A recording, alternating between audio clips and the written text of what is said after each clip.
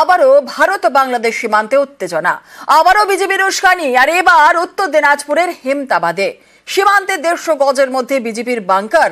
টহলদারি সময় নজরে আসতে তীব্র আপত্তি জানায় বিএসএফ। বন্ধ করে দেওয়া হয় বাংকার নির্মাণের কাজ। বারবার ভারত বাংলাদেশ সীমান্ত উত্তেজনা, থামছে না বিজেপির উস্কানি।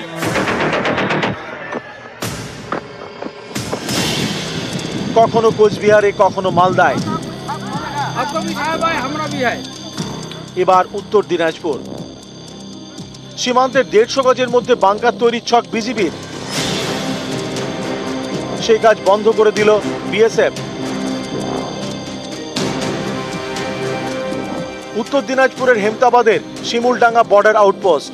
রবিবার এই সীমান্তে টহল দিচ্ছিলেন বিএসএফ জওয়ানরা। তখন তাদের নজরে পড়ে সীমান্তের ওপারে 150 গজের মধ্যে তৈরি হচ্ছে বাংকার। এতে তীব্র আপত্তি জানায় বিএসএফ। বিজেপির সঙ্গে ফ্ল্যাগ মিটিং করে বন্ধ করে দেওয়া হয় বাংকার নির্মাণের কাজ। বাংলাদেশ বারবার সীমান্ত উস্কানি দিচ্ছে, চেষ্টা করছে যুদ্ধের জিগির তৈরি করতে। কয়েকদিন আগে সীমান্ত লাগোয়া রাজবাড়িতে মহড়া দেয় বাংলাদেশি সেনা। বোমার ও বিমান উড়িয়ে ট্যাঙ্ক নিয়ে মহড়ায় নামে পদ্মাপাড়ের সেনাবাহিনী।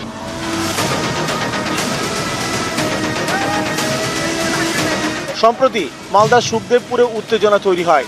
সীমান্তে মুখোমুখি হয় বিএসএফ বিজিবি। ভারতীয়দের লক্ষ্য করে পাথর ছোড়ে বাংলাদেশিরা। বাংলাদেশিদের সাহায্য করতে টিয়ার গ্যাসের সেল ফাটায় বিএসএফ।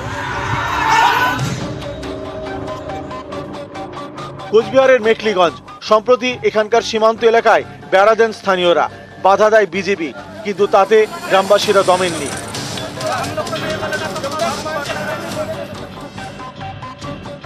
এবার উত্তর দিনাজপুরের হেমতাবাদে সীমান্তের ওপারে বাংকার তৈরির ছক, যা বানচাল করে দিয়েছে বিএসএফ।